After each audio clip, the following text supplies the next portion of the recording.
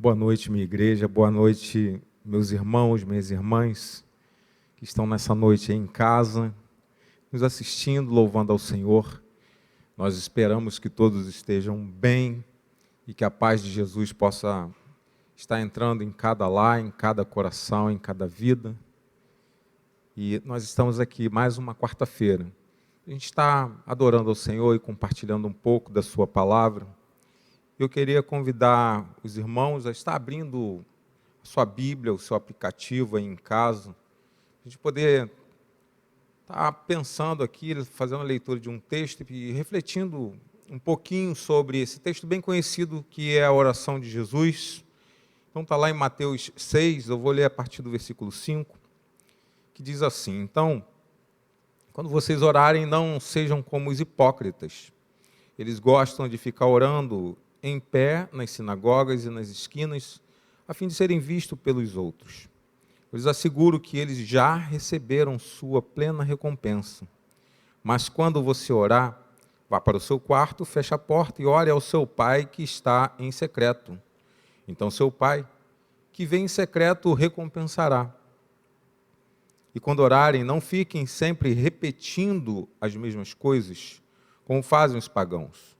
Eles pensam que, por muito falarem, serão ouvidos. Não sejam iguais a eles, porque o seu Pai sabe o que vocês precisam, antes mesmo de vocês o pedirem. Então vocês orem assim: Pai nosso que está nos céus, santificado seja o teu nome, venha o teu reino, seja feita a tua vontade, assim na terra como no céu. Dai-nos o nosso pão de cada dia, perdoa nossas dívidas, assim como perdoamos aos nossos devedores.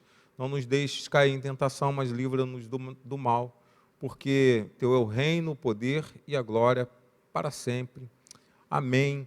Então foi a oração ensinada por Jesus, mas a grande verdade e interessante aqui nesse texto, que ele tem como título a oração dominical, ou então Jesus ensinando a orar, é que ele traz em seu conteúdo uma mensagem muito poderosa a respeito do ministério de Jesus. Então, a teologia de Jesus Cristo, o que ele veio fazer nesse mundo, as suas intenções, as intenções dele com relação a Deus, tudo a gente encontra revelado nessa oração aqui. Às vezes isso passa despercebido da gente, e a gente acha que de fato é só um clamor, ou Jesus nos ensinando como a gente se deve se comportar em oração com Deus, mas é muito mais do que isso. Porque essa oração aqui é uma oração que ela clama pelo reino de Deus. Ela clama pela consciência da gente entender quem é Deus, a gente entender quem nós somos, e a gente, nesse conjunto, a gente entender qual é a função da gente aqui nessa terra e daquilo que Deus pode nos fazer. Então, essa oração, ela é uma oração transformadora, é uma oração que ela tem poder de libertar pessoas quando você não só ora, mas você faz uma reflexão no seu coração a respeito do conteúdo dessa conversa de Deus em intimidade com seu Pai. Então, quando Jesus ele nos ensina a orar, ele quer deixar muito claro para todos nós qual é a sua visão de reino. Ele quer mostrar que tudo, na verdade, está objetivamente ligado a Deus, e tudo que nós somos e tudo que é objeto criado de Deus pertence a Ele e faz parte dessa construção de reino que Deus ele imagina para a humanidade. Ele nos ensina que a fé e o reino não interessa somente a realidades que a gente acha que são realidades espirituais ou sobrenaturais. Mas Jesus aqui nessa oração, ele quer também valorizar as questões materiais, as questões que acontecem nesse mundo, as questões vividas historicamente por mim e por você. Porque a intenção de Jesus é mostrar que do céu a gente pode extrair aquilo que há de melhor para a gente viver aqui nessa terra, e com isso a gente fazer o mundo também viver de forma melhor, fazer com que a nossa passagem, a nossa vida nessa terra, ela tenha significância, ela tenha um valor melhor. Então, se você mais do que espiritualizar essa oração, você tratar ela como um aconselhamento, um direcionamento de reino para a sua vida, você vai conseguir entender o que Deus quer fazer, o que Ele pode fazer, e que você pode ser transformado através dessas palavras oradas por Jesus. Então, a partir disso, a gente precisa compreender como igreja que o mundo não é só, ou o ideal da igreja não é só viver uma relação transcendente, uma relação espiritualizada com Deus, uma oração de devoção com Deus, mas uma relação em que da devoção, do transcendente, do sobrenatural, você consiga extrair e trazer para a terra exercícios que façam da sua vida, a vida do outro, um mundo melhor. Quais são os grandes perigos a serem evitados quando a gente fala assim, bom, então Jesus está falando de uma vida aqui na terra, de um reino que tem que ser estabelecido aqui. E às vezes, principalmente nós que vivemos nesse tempo, que é um tempo em que o homem, a mulher, tem se colocado como centro de todas as coisas, e parece que todo o universo, inclusive Deus, tem que girar em torno das nossas vontades, do nosso querer. O grande perigo de a gente levar esse lado extremado aqui, de que Deus ele se importa com o humano, é você achar que é só isso também. E você esvaziar o poder de Deus dentro da ação humana que Ele quer fazer. Porque, ou, às vezes também, a gente acha que viver o reino de Deus aqui na terra é simplesmente você adotar posturas de bondade. É você praticar o assistencialismo. É você sair daqui, como a gente faz toda semana, e a gente levar comida para o pobre, para aquela pessoa em situação de rua. Porque o Evangelho, ele não se exaure nisso. A assistência, o assistencialismo é parte, é conteúdo, é obrigação, é algo inerente ao Evangelho. Mas o Evangelho ele é muito mais do que assistência, porque assistência a ONG faz. O governo que é desenvolvido, ele faz. Qualquer repartição ou pessoa, independente de credo ou fé, pode fazer também. Mas o Evangelho ele é muito mais do que isso. Porque quando Jesus ora para pedir que o Pai lhe venha, ou que o reino do Pai lhe venha para a terra, é para fazer uma renovação, uma transformação estrutural. Em todas as áreas, em todos os sentidos. É do coração do homem para fora, é do coração do homem para se relacionar com o outro. É do coração do homem para poder exercer as suas atividades laborativas de trabalho no mundo com dignidade, com honestidade. É do coração do homem para estabelecer um governo nesse mundo, que é um governo de justiça e paz, de igualdade, de proteção das pessoas que são desfavorecidas. Então, o venha a nós de Jesus Cristo nessa oração é aquele venha ao reino que muda todas as coisas, a partir do meu coração. A partir do meu instinto, a partir das minhas motivações. Então, a gente compreender que o Evangelho, em seu sentido assim, mais original, ele se orienta pela eternidade, e é da eternidade que o Deus desce, e ele fala, venha esse reino. Eu tenho que entender que a minha vida, você precisa entender que a sua vida, o mundo ele precisa entender essa perspectiva de que tudo, absolutamente tudo, extraímos do céu. E é assim que o crente ele deve viver. Então, na oração de Jesus, a gente vai encontrar exatamente essa correta relação entre Deus e homem, entre céu e terra, entre aquilo que é espiritual e aquilo que é exercício de uma espiritualidade que na verdade toma forma no material aqui nesse mundo. Sem essa relação Deus-homem, céu-terra, espiritual e material, o Evangelho que eu posso estar vivendo ou que você pode estar vivendo, meu irmão, minha irmã, ele pode estar desfocado. Esse Evangelho ele pode estar incompleto e ele precisa se completar. A primeira parte aqui, só para a gente poder ter um panorama, mas eu vou falar sobre um pedacinho dessa oração, um pouquinho mais à frente. A primeira parte dos versos 9 e 10, porque ela é dividida em dois tempos.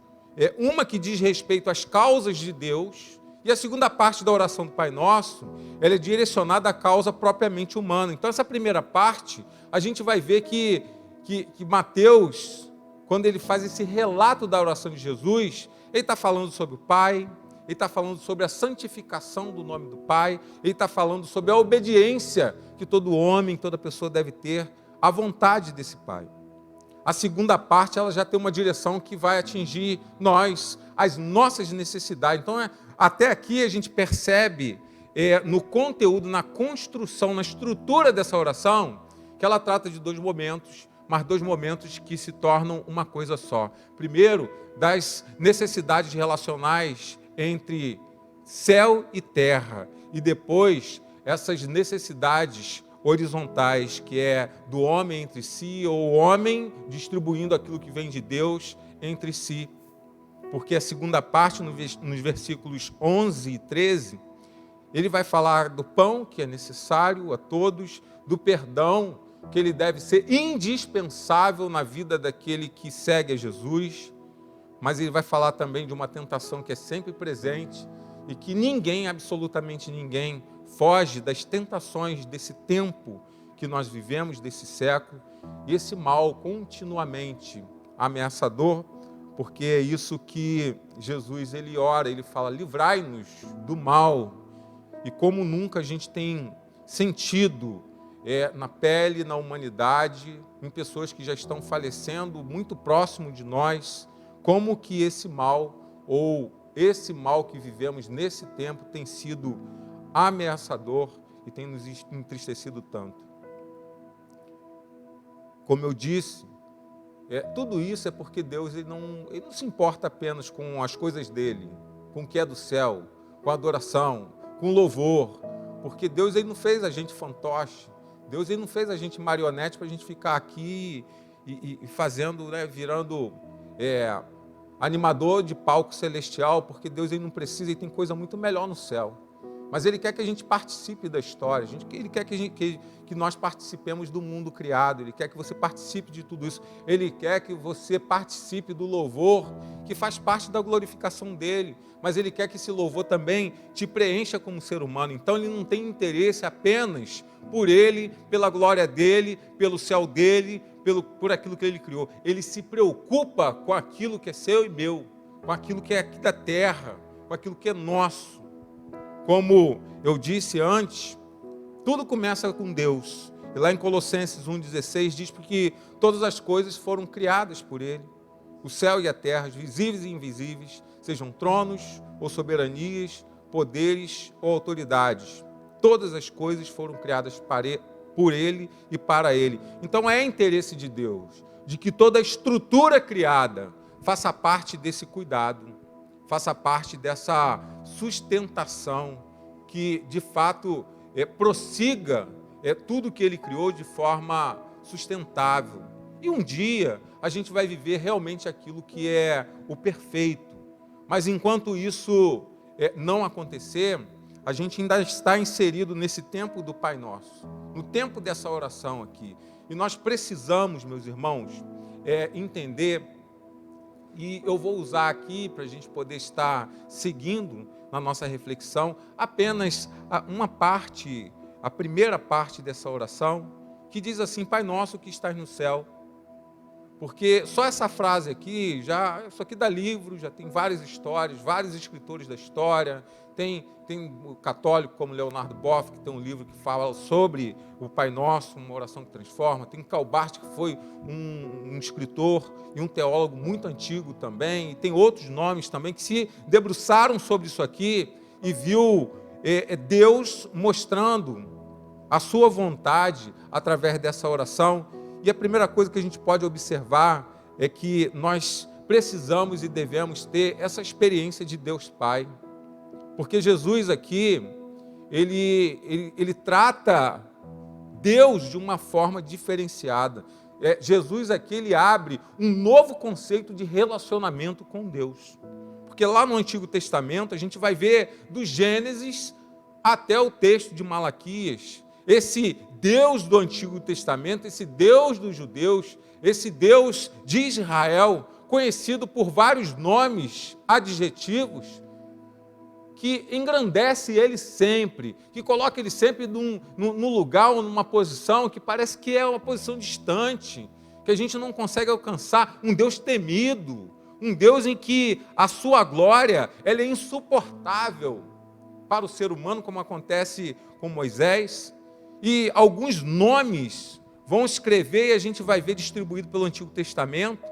Então ele é conhecido como Jeová, ou o Eu Sou Jirê, que é o Deus da providência, o Rafá, que é o Deus da cura, o Tseiknu Yavé, que é o Deus da justiça, o grande Sabaote, que é o Senhor dos exércitos, como ele é sempre chamado por Davi e outros também, o grande El Shaddai. Então é coisa assim que, para a gente que somos meros mortais, a gente olha toda essa grandeza e toda essa reverência, às vezes nos assusta, porque tu fala, poxa, de fato é um Deus distante, é um Deus que, se a sensação que eu tenho, se eu estivesse vivendo lá, eu falo, caramba, é difícil de você se aproximar.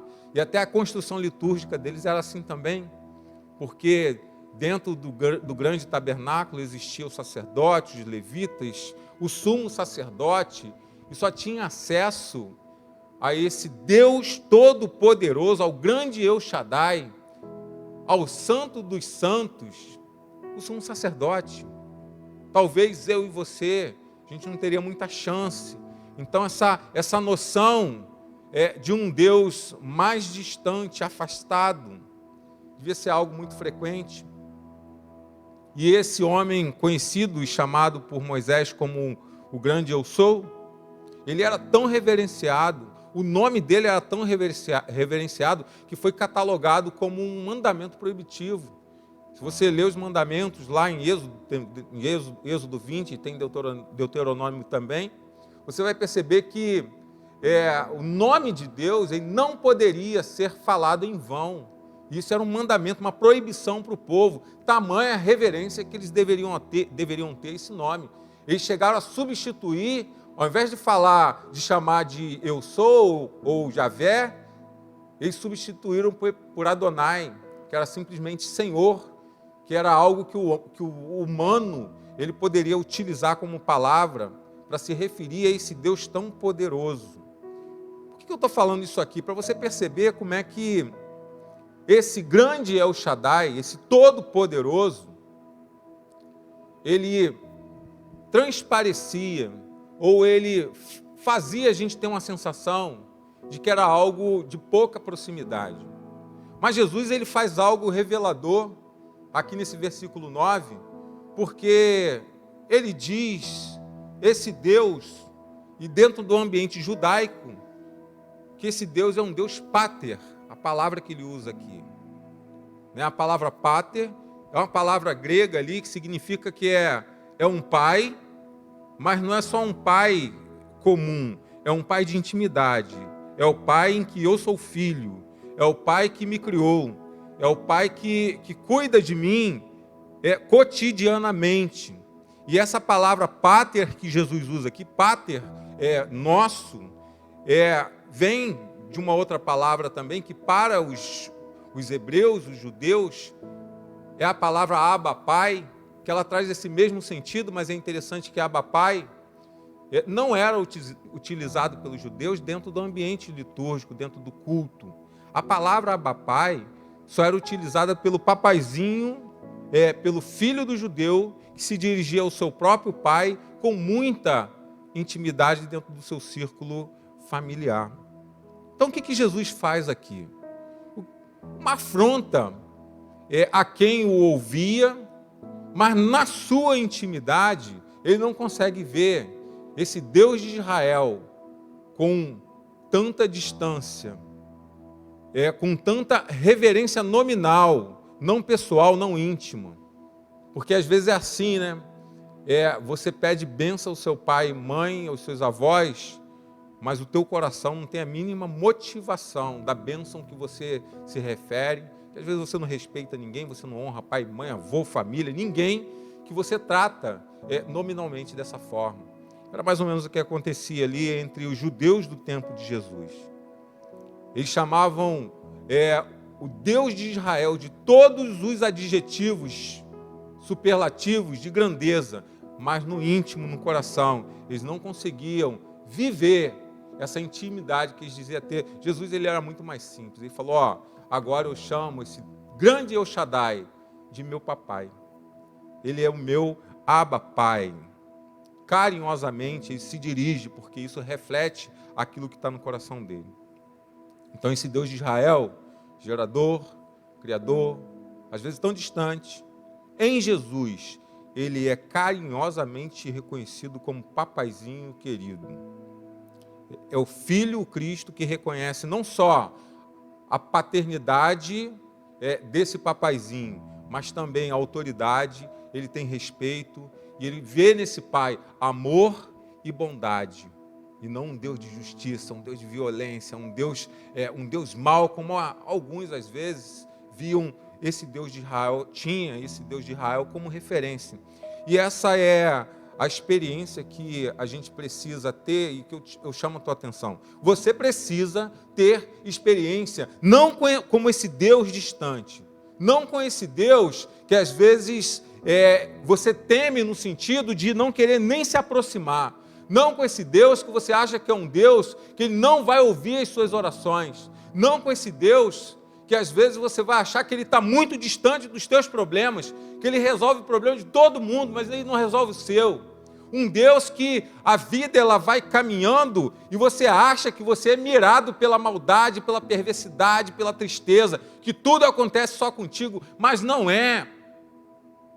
Esse Deus ele está à disposição porque ele é onipresente. Ele está nesse mundo às vezes vigiando a gente.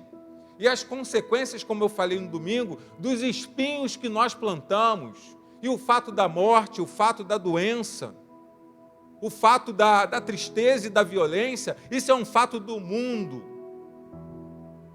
que pega eu, você, a qualquer instante nós estamos sujeitos a isso. O próprio Cristo estava sujeito a isso, mas o mais importante de tudo, Jesus Cristo, ele sempre, em qualquer situação, quando ele pensava, quando ele se dirigia ao Deus de Israel, ao grande El Shaddai, ele se dirigia com intimidade, ele expressava isso através até da tua própria oração. Papaizinho querido, Abba Pai, porque eu sei que o que existe nesse conteúdo dessa palavra carinhosa, nós precisamos nos relacionar, aprender a se relacionar com Deus dessa forma. Deus, ele não espera de nós uma relação de distância, por isso que ele se deu a isso, e o seu próprio Filho, ele autoriza, é o exemplo, é aquele que faz essa aproximação de intimidade com a gente. Deus, ele não espera, assim como aqueles que usavam todos os adjetivos, superlativos, para se referir ao Deus de Israel, mas dentro do coração não tinha intimidade, mas tinha interesse próprio, às vezes muito legalismo e uma relação de terror e de medo. A gente precisa reconhecer. Eu queria que você estivesse reconhecendo, você na tua casa aí, se você for orar hoje, tu ora para o Abba Pai, tá? Tu ora para um pai que é querido. Se você, de repente, você não teve uma referência de paternidade na sua vida, se existe um vazio dentro de você, e talvez isso se deva a essa referência, quando eu falo paternidade, pai e mãe, pode ser um ou outro, ou você foi órfão e não teve essa experiência. Saiba que existe um Deus do céu, que ele se doa para você, ele quer intimidade contigo, e ele quer ouvir de você, chamando ele de Abba Pai, de paizinho querido, ele quer ser seu pai. A gente precisa entender que além desse pai ser esse pai querido, próximo, carinhoso, que esse pai também ele é nosso. Que isso era um outro problema que existia entre o povo judeu. Porque é uma experiência que é revelada por Jesus aqui nessa oração. E o que ele está querendo mostrar, de certa forma, é essa exclusividade que o povo dele tinha com relação ao Deus de Israel. Porque o próprio fato da gente chamar de o Deus de Israel, parece que já é um Deus exclusivo e sempre exclusivo de um povo. Israel, de fato, é o povo escolhido para Deus se revelar, mas isso não significa que foi o povo escolhido, e só ele escolhido, para poder viver uma vida com o Pai, com Deus, para viver uma eternidade com o Deus do céu. O grande Israel, que é o Israel nosso de toda a gente, essa é a grande pretensão de Deus e revelada em Jesus Cristo. Então Israel, ele achava que era uma nação única, que era um povo de fato exclusivo de Deus.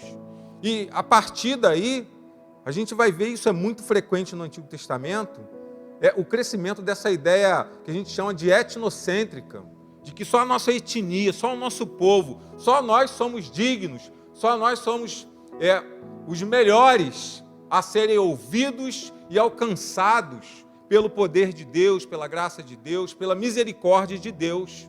E com isso se tornaram, dentro da história, um povo, às vezes assim, com um viés muito egoísta, e que em muitos casos não admitia a inclusão do outro. A própria Shema, que é um grito de Israel com relação ao seu Deus, diz assim: ouve, ó Israel, o Senhor teu Deus, o único Deus. Lá em Deuteronômio 6:4. Já revela um pouco desse exclusivismo deles. Uma relação humana muito estreita ao círculo dessa própria nação dos judeus. Com muito pouca exceção, aceitava o estrangeiro, mas desde que cumprisse um monte de rito, que se tornasse praticamente um judeu. Aliás, Paulo tem um embate com Pedro por causa disso, por causa da questão do gentil, que não era aceito à mesa, daquele que não era circuncidado, e não era merecedor de estar no meio do povo judeu, já convertido ao cristianismo, a Jesus Cristo, ou ao cristianismo. Então, era um povo de muita exclusividade, de poucas exceções, mas de muita exclusão. E dentro do seu próprio meio. Era o impuro, era o doente, era o pobre, era a viúva, eram alguns estrangeiros.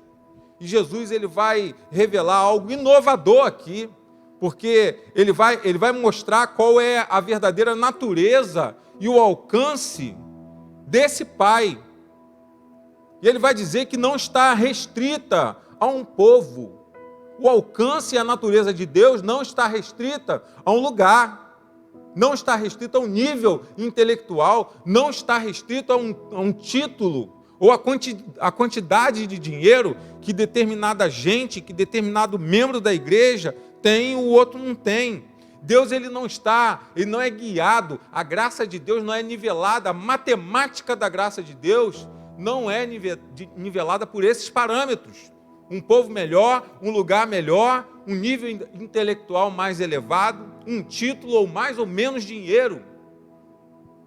Deus, ele não nos vê dessa forma, mas esse povo aqui, que por um determinado tempo,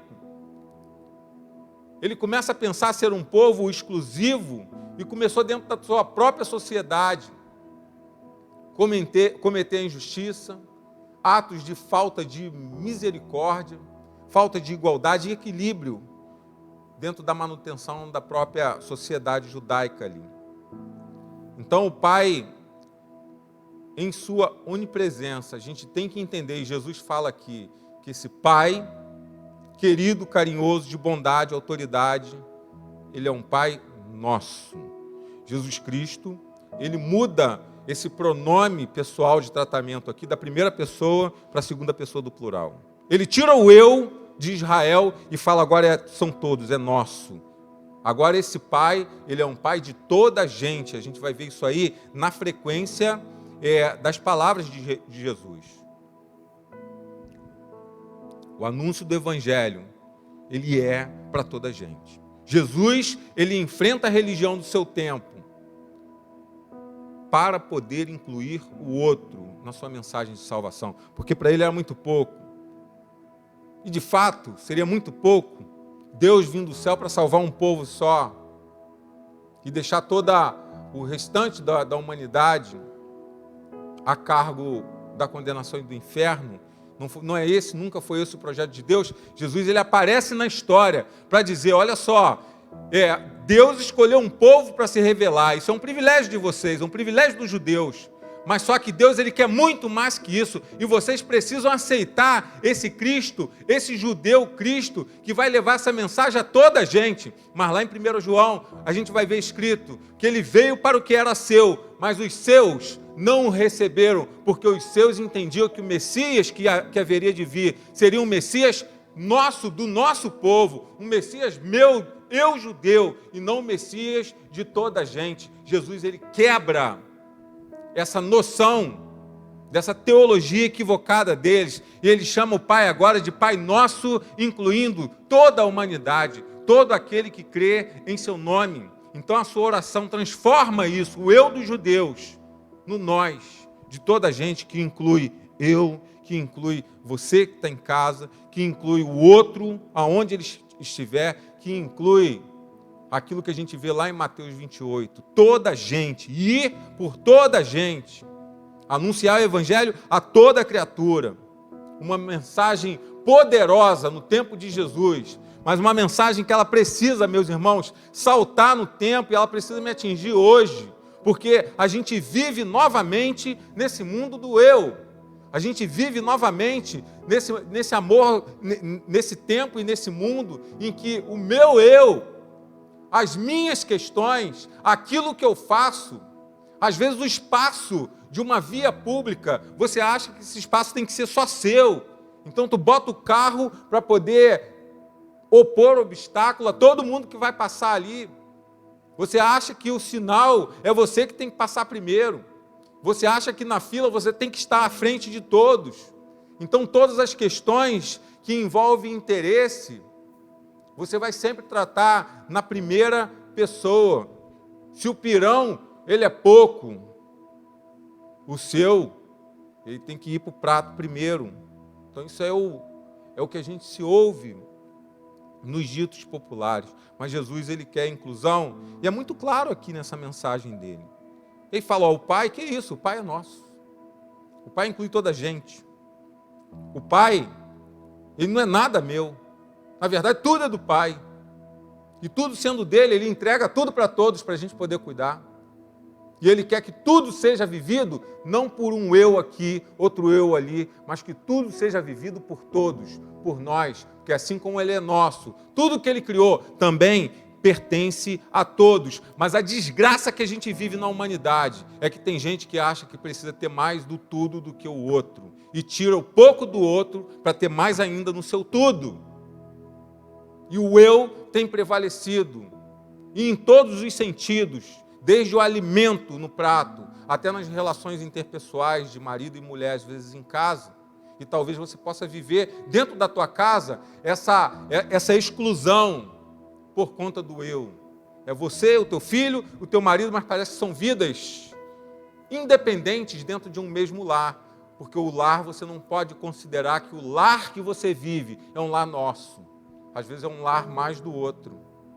É um lar em que o outro impera mais do que as suas vontades. E esse é o grande problema que tem arrasado com a sociedade, tem arrasado com as famílias, tem arrasado com um mundo que deveria ser melhor distribuído, um mundo mais igualitário, um mundo mais justo.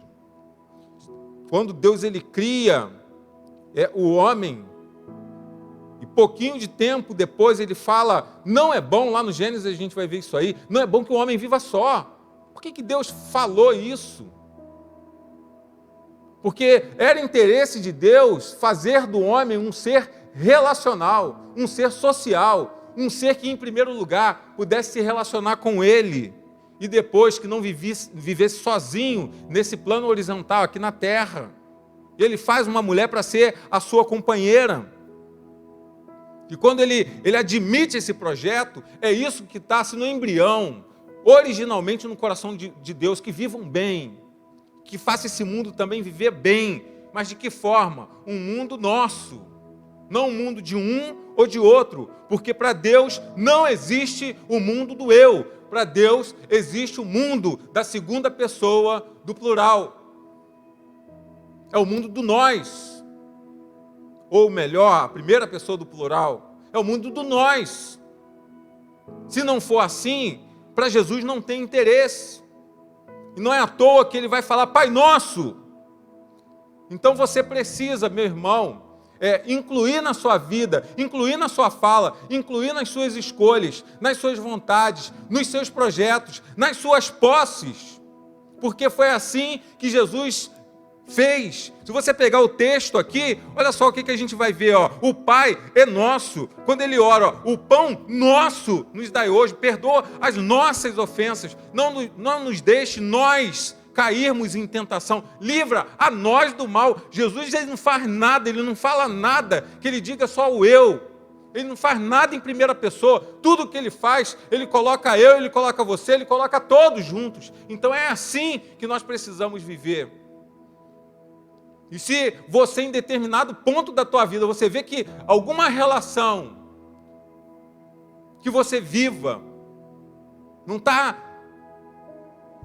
caminhando muito bem, talvez é por isso, porque ou os dois, ou um lado, está querendo viver o seu eu de forma mais preponderante. Aí não tem como andar junto. Devemos entender também, para a gente poder finalizar aqui, que embora esse pai, que é um pai amigo, é um pai papaizinho, é querido, é próximo, de intimidade, bondade, ele nos inclui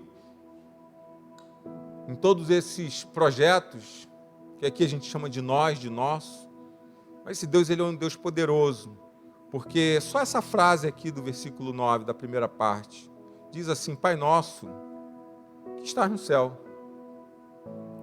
Então, olha só que coisa interessante. Ele está aqui comigo na terra, ele está próximo. Não está só comigo, ele está com todos nós, porque ele é nosso. Mas ele diz também que ele vem do céu. Ele diz que a majestade e a glória dele continua no céu. Que ele continua do outro lado. Que ele continua de um lado que eu não consigo, por mim mesmo, ter acesso. Sozinho, nem eu nem você, nós não conseguimos chegar aonde ele está, que é no céu. E a gente vai perceber que em todas as culturas que a gente pesquisa, que a gente tenta tomar conhecimento, essa ideia de céu sempre simboliza isso, a transcendência, o mistério, o inalcançável, inatingível pelo homem, aquilo que o homem não consegue alcançar pelas suas próprias forças. Mas Deus, e dentro do cristianismo e em Cristo, ele mostra algo muito poderoso, porque ele fala, ó, eu estou no céu, mas eu saio do céu, do meu trono, da minha glória, e eu em figura humana, eu me diminuo, e eu entro nesse ambiente profano, um ambiente caótico, um ambiente finito, porque é um ambiente em que a eternidade ela cessa, porque aqui na terra não existe eternidade, do ponto de vista humano, material. Então ele poderosamente ele vem à terra. E por quê? João 3,16 diz, porque ele nos amou tanto, que ele dá o seu filho, ele desce do céu, ele vive, ele morre, ele ressuscita, para que todo aquele que nele crê não pereça, mas tenha vida eterna. Então esse Pai do céu é um Pai poderoso. Esse Pai do céu é um Pai que você pode contar com ele no teu dia a dia. Esse Pai do céu, nessas 3 palavras aqui, ele é Pai querido, ele é meu, é seu, é de todos nós, e ele é poderoso para poder fazer tudo aquilo que ele nos promete fazer. Então nessa noite, eu queria que você estivesse pensando nessa oração de Jesus, como sendo algo muito mais do que uma simples oração, mas uma mensagem profunda do plano, do amor de Deus para toda a humanidade, e em especial para você, que talvez hoje está se sentindo solitário, está se sentindo carente do amor do Pai, achando que Deus está distante, achando que Deus tem preferências, mas não, Ele é seu. E na sua onipotência, na sua onipresença, Ele está entrando agora dentro da tua casa, Ele quer entrar agora no teu coração, Ele quer fazer uma reviravolta estrutural dentro de você, para que, com toda certeza de fé, você possa declarar isso para Ele. O Senhor é o meu papai querido. O Senhor é um papai meu também. Eu estou incluso em todos os planos que o Senhor tem para toda a gente. Que o Senhor é poderoso para poder fazer tudo aquilo que o Senhor diz, que o Senhor promete fazer. Deus te abençoe, meu irmão, Deus te abençoe, minha irmã.